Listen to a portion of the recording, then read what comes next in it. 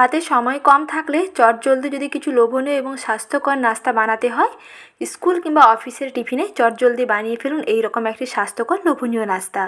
একেবারে কম সময়ে মাত্র 10 মিনিট হাতে সময় নিয়ে বানিয়ে ফেলতে পারেন এই রকম লোভনীয় একটি নাস্তা। তো আসুন এর সহজ রেসিপিটি দেখে নেওয়া যাক। প্রথমে একটি বড় বাটি নিয়েছি, বাটির মধ্যে দিয়ে দিচ্ছি মেজারিং কাপের 1 কাপ ময়দা। এর মধ্যে দিয়ে দিচ্ছি পছন্দের যে কোনো সবজি, যে কোনো ধরনের সবজি এখানে এইরকম গ্রেট করে দিয়ে দিতে পারেন। কুচনো পেঁয়াজ, গ্রেট করে রাখা গাজর, আর দিয়ে দিচ্ছি কুচনো ধনেপাতা, আর লাগবে একটি ডিম। এই একটি ডিম দিয়ে এবং 1 কাপ আটা দিয়ে বাড়ির সবার জন্য অনেকগুলো নাস্তায় তৈরি করে ফেলতে পারবেন। এরপরে দিতে হবে স্বাদমতো লবণ। একটি চা চামচে 3 ভাগের 1 ভাগ লবণ দিয়ে দিচ্ছি। স্বাদমতো অল্প একটু হলুদ গুঁড়ো দিয়ে দিচ্ছি। আর লাগবে শুকনো লাল লঙ্কার গুঁড়ো। ঝাল পছন্দ মতো দিয়ে দেবেন, বাড়িয়ে কিংবা কমিয়ে নিতে পারেন। যদি মনে হয় এখানে একটু কুচনো কাঁচা লঙ্কা ব্যবহার করতে পারেন তাতেও ভালো। যদি বাচ্চাদের জন্য বানান টিফিনের জন্য তাহলে কিন্তু কাঁচা লঙ্কাগুলো স্কিপ করবেন। এখন সব কিছুকে ভালো করে অল্প অল্প জল দিয়ে মিশিয়ে নিতে হবে। অল্প অল্প জল দিয়ে একটা পাতলা করে ব্যাটার বানাতে হবে। ব্যাটার দেখিয়ে দিচ্ছি কেমন করে বানাতে হবে। একেবারে পাতলাও নয়, আবার একেবারে ঘনও নয়। দেখুন মাঝামাঝি কনসিস্টেন্সির একটা ব্যাটার এখানে তৈরি করতে হবে। বেশ খানিকক্ষণ পর্যন্ত এরকম একটু ফেটিয়ে নিচ্ছি।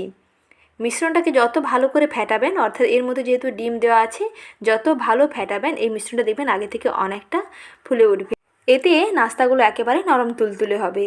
এখন দেখুন ব্যাটার রেডি হয়ে গেছে। এই রকম ঘনত্বের ব্যাটার তৈরি করতে হবে। আর এদিকে একটি কড়াইতে দিয়ে দিচ্ছি অল্প করে তেল। প্রায় একটি চা চামচের 1 চামচ তেল দিয়ে নাস্তাগুলো বানিয়ে ফেলতে পারেন। অল্প করে কড়াইতে তেল ব্রাশ করে নিয়ে তারপরে 1 থেকে 2 হাতা ব্যাটার দিয়ে দিতে হবে। আর গ্যাসের আঁচটা একটু মাঝারি থেকে কমের দিকে আছে। গ্যাসের আঁচটা মাঝারিতে রেখে দেখুন এই রকম একটি গোল শেপে রুটি বানিয়ে নিচ্ছি। একটু ব্যাটারটাকে স্প্রেড করে দিচ্ছি, কড়াইয়ের ওভারঅল ছড়িয়ে দিয়ে এরকম একটি গোল শেপে রুটি বানিয়ে নিতে হবে। তারপরে প্রায় 1 মিনিট অপেক্ষা করবেন। গ্যাসের আঁচটা মাঝারিতে রেখে প্রায় 1 মিনিট অপেক্ষা করলে দেখবেন ওপরটা খুব সুন্দরভাবে ড্রাই হতে শুরু করবে। আর যখন ওপরটা এরকম হালকা হালকা ড্রাই হতে শুরু করবে তখন ওপর থেকে অল্প একটু তেল দিয়ে দিতে পারেন।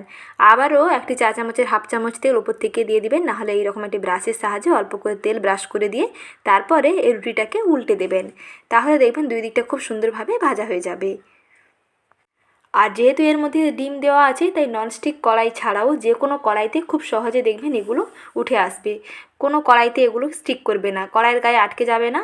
যেহেতু এর মধ্যে ডিম দেওয়া আছে, ডিমটা দিয়ে বানালে দেখবেন এইরকম কড়াই থেকে সুন্দরভাবে ছেড়ে যাবে। দেখুন এইভাবে একটু উল্টে পাল্টে হালকা ভেজে নিচ্ছি। প্রায় 1.5 থেকে 2 মিনিটের মধ্যেই দেখবেন একটি করে নাস্তা রেডি করে ফেলতে পারবেন।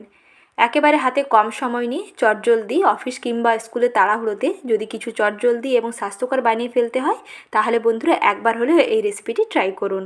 ঠিক একইভাবে দেখুন আবারও কড়াইতে তেল ব্রাশ করে দিয়ে এরকম 2 হাতা ব্যাটার দিয়ে কড়াইয়ের হাতাটা ধরে একটু এরকম গোল শেপে রুটি বানিয়ে নিলাম।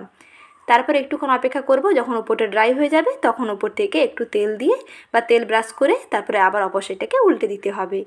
এইভাবে একটু ধিমি আঁচে ভাজলে এর মধ্যে যে সবজিগুলো দেওয়া আছে তা দেখবেন খুব সুন্দরভাবে ভাজা হয়ে যাবে। আর চাইলে এখানে একটা ঢাকনা দিয়ে একটুক্ষণ অপেক্ষা করতে পারেন। ঢাকনা দিয়ে একটুক্ষণ অপেক্ষা করলে দেখবেন খুব সুন্দরভাবে সবজিগুলো ভাজা হয়ে যাবে এবং রুটিটাও খুব সুন্দরভাবে ভাজা হয়ে যাবে। দেখুন একেবারে নরম তুলতুলে হয় আর বানানো দেখলেন বন্ধুরা কতটাই সহজ। এই রকম একটি স্বাস্থ্যকর এবং লোভনীয় নাস্তা যদি বাচ্চাদের স্কুলের টিফিনে দেওয়া হয় তাহলে দেখবেন টিফিন বক্স খালি আসবে। একেবারে আনন্দ করে ওরা খেয়ে ফেলবে। অল্প করে টমেটো কেচাপের সঙ্গে দিয়ে দেবেন। অল্প করে টমেটো কেচাপের সঙ্গে সার্ভ করলে এটা খেতে আরও বেশি ভালো লাগে। দেখুন কতটা নরম তুলতুলে হয়েছে, খেতে দুর্দান্ত লাগে আর বানানো দেখলাম কতটাই সহজ। রেসিপিটি দেখার জন্য ধন্যবাদ জানাই। আর রেসিপি যদি একটু ভালো লেগে থাকে ভিডিওতে প্লিজ লাইক করবেন। ভালো থাকবেন, সুস্থ থাকবেন।